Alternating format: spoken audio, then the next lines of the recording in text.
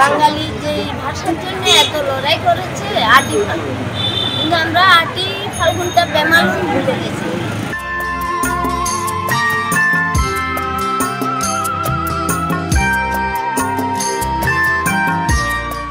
অল্প পরিসরে একটা ঘটনাকে বর্ণনা দেওয়ার জন্য একটা কবিতা লিখেছি।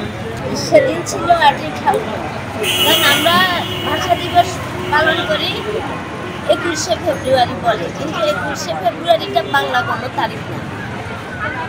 বাঙালি যে ভাষার জন্য এত লড়াই করেছে আটি ফাল্গুন, কিন্তু আমরা আটি ফাল্গুনটা বেমালুম ভুলে গেছি।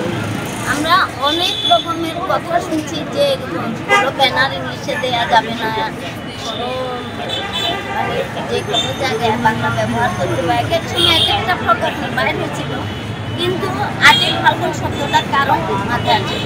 ওই তারিখটার উপরে আমি কবিতা লিখছি।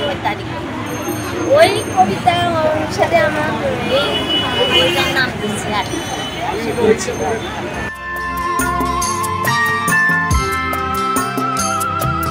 আমরা সমাজের কথা বলি, সমাজের উন্নয়নের কথা বলি, মানুষের পরিবর্তনের কথা বলি, রাষ্ট্র উন্নতির কথা বলি, কিন্তু সবগুলোর ভিতরেই কিন্তু একটা বই কিন্তু গুরুত্বপূর্ণ।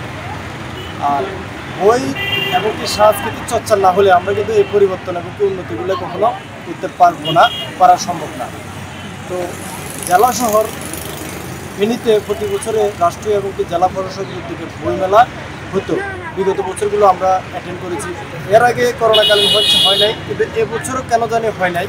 তো সেই পরিপ্রেক্ষিতে চিন্তা করলাম যে ভাটিয়াল প্রকাশনের মাধ্যমে কি মেলা করা যায় কিনা। আপনারা জানেন যে ভাটিয়াল এই নামে 3টা প্রতিষ্ঠান আছে, অর্থাৎ পত্রিকা, প্রকাশন এবং ফাটাগাছ। তো আমরা ভাটিয়াল প্রকাশনের মাধ্যমে ভাটিয়াল বইমেলা 2023 এই আয়োজন করেছি।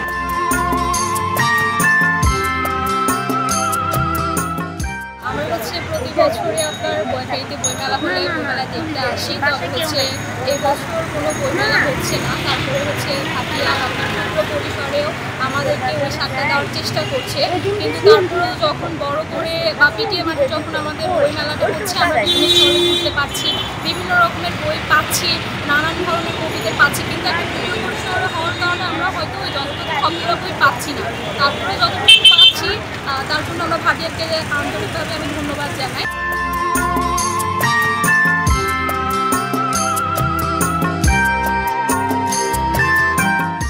সংবাদ, ফিচার ও অনুষ্ঠানের জন্য ভিজিট করুন সংবাদ প্রকাশের ওয়েবসাইট এবং যুক্ত থাকুন ফেসবুক পেজ ও ইউটিউব চ্যানেলের সঙ্গে।